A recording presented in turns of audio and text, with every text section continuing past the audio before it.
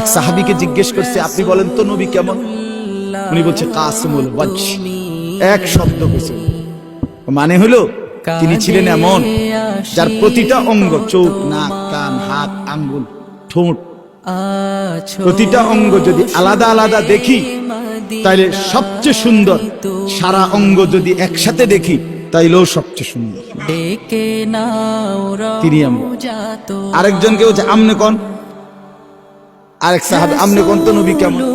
উনি বলতেছে আমি কইতাম না, তিনি ছিলেন এমন ওয়াসিমুল ওয়াজহ, তিনি ছিলেন এমন যাকে একবার দেখলে আবার দেখতে মন চায়, দ্বিতীয়বার দেখলে প্রথমবারের চাইতে আরো সুন্দর মনে হয়, যত তারে দেখি তত আরো সুন্দর লাগে। তিনি রাসূলুল্লাহ সাল্লাল্লাহু আলাইহি ওয়াসাল্লাম। আহা মুসলমান, কাকে ছেড়ে দিলাম? কার সুন্নাত ছেড়ে দিলাম?